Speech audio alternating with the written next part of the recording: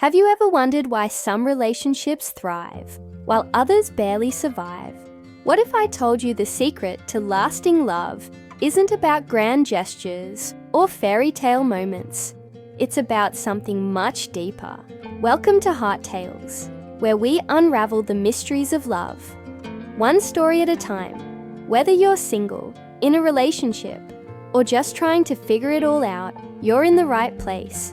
Grab a cozy blanket, maybe a cup of tea, and let's get started. Because here at Heart Tales, we believe every heart has a story worth telling. Don't forget to hit that like button, subscribe, and let's begin this journey together. Today, we are going to share a story about two sisters, where a girl I changed her university because she loved a boy. Trust me, by the end of this video, you'll see love in a whole new light. Before beginning, please hit the subscribe button so that you never miss out on new videos. Without further ado, let's get started. In my past life, I chased him like a moth to a flame, and I burned away every piece of myself, my dreams, my dignity, my joy. But not this time. This time I woke up and chose me. Hi, I'm Lina, and I used to think love was everything. The kind of girl who would rewrite her whole life for a boy who didn't even know what I liked to eat. His name was Jace. Tall, confident, charming. The kind of guy who made girls lose sleep and sense. And I was no exception. We went to the same high school. I fell for him at 14. At 16, I gave up art because he thought it was pointless. At 18, I followed him to his university, even though I got into a better one. By 23, I had nothing.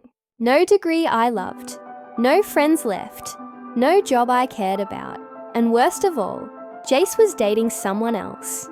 When I died in a random car accident that year, I felt relief. But the universe, it had other plans. Because I opened my eyes again. Back in my 18-year-old body.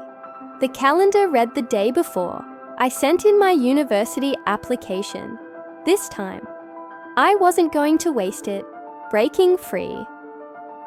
3:01:7. I remember staring at my laptop, the cursor blinking at me. A part of me itched to choose Jace's school again. That old, pathetic reflex. But I slammed the lid shut. Instead, I applied to a smaller university in the countryside, a place with a strong animation program, something I actually cared about. I didn't tell anyone, especially not Jace. It felt rebellious, wild, free. The first day at my new school felt like breathing fresh air after being underwater too long. I joined the animation club. I started drawing again. Sketching on cafe napkins, park benches, anywhere.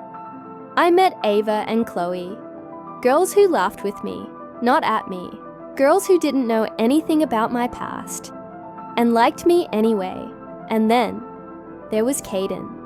Caden was quiet, not in a cold way, but in that thinks before he speaks kind of way.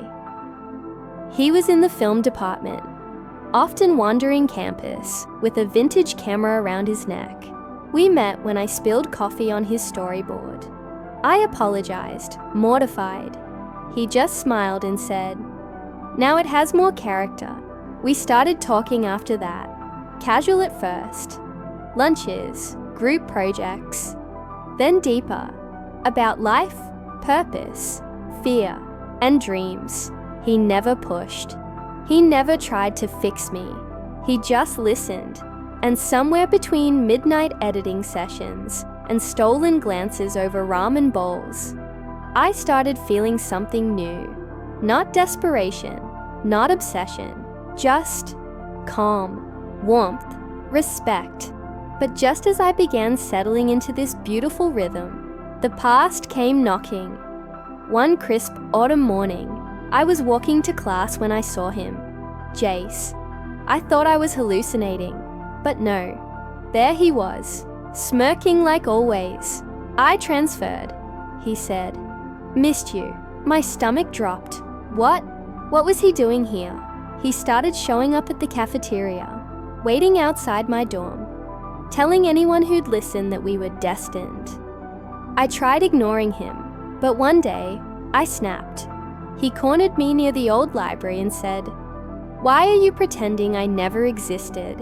And I broke, because, in my last life, I didn't. I revolved around you. I changed my dreams, my school, myself, and you never even noticed.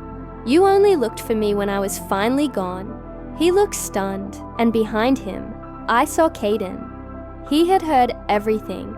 I wanted to run, but Caden just walked up to me, handed me a sketchbook, and said, "You left this in the studio. Don't forget what you're creating," and walked away.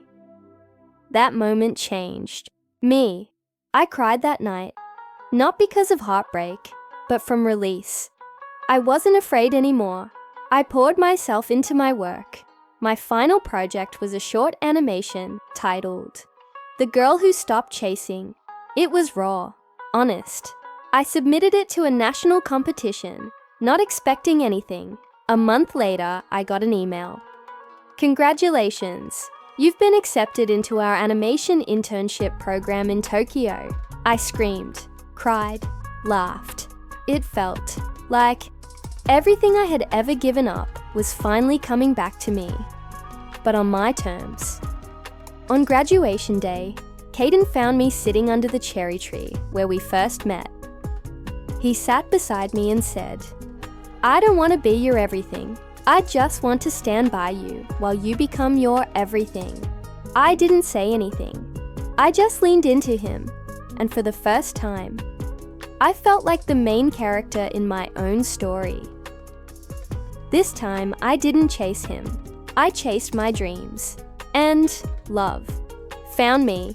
If you're listening to this, and you feel like you've lost yourself chasing someone who barely sees you, stop.